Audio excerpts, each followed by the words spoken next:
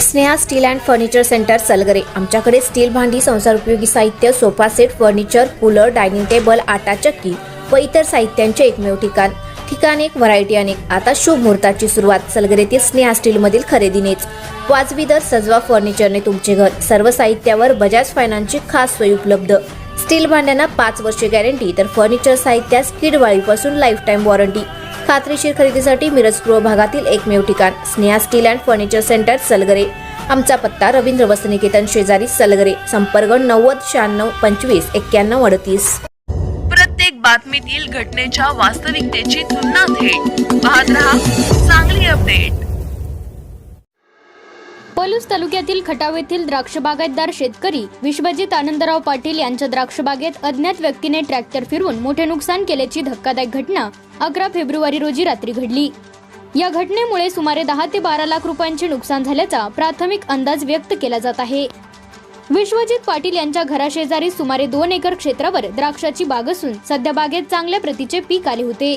अवघ्या महिनाभरात हे द्राक्ष मार्केटमध्ये जाण्याची शक्यता होती, मात्र अज्ञात इसमाने पाटील यांच्या घराजवळ उभा असलेला ट्रॅक्टर घेऊन थेट द्राक्ष बागेत घुसवला आणि संपूर्ण बागेत ट्रॅक्टर फिरवून मोठी हानी केली। या प्रकारात अंदाजे 350 ते 400 द्राक्ष झाडांचे नुकसान झाले असून ट्रॅक्टरचेही मोठ्या प्रमाणात नुकसान झाले आहे। लोखंडी अँगल, तारा यांचेही मोठ्या प्रमाणात नुकसान झाले आहे। ऐन हंगामात झालेल्या या नुकसानीमुळे शेतकरी पाटील कुटुंबियांवर आर्थिक संकट ओढवले आहे।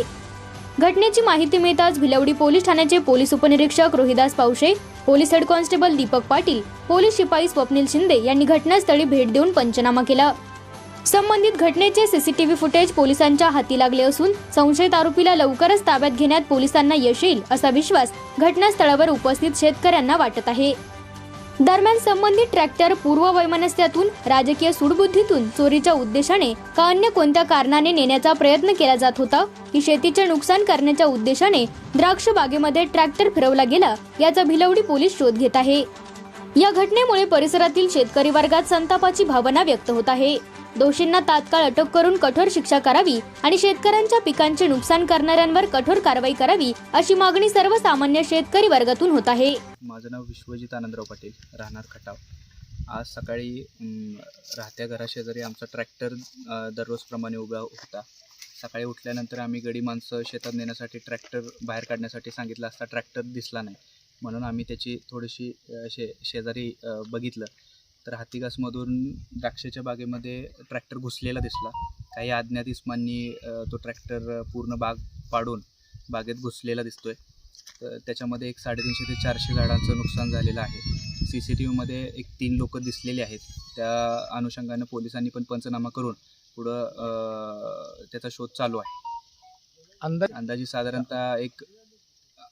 साधारणतः 12 ते 15 लाख रुपयापर्यंतचं नुकसान झालेलं आहे। एकूण क्षेत्र किती आहे? एकूण हे 2 एकर क्षेत्र आहे, त्यामध्ये साधारणतः अर्धा ते पाऊण एकराचं नुकसान झालेलं आहे। 1 एकर क्षेत्र आता आहे।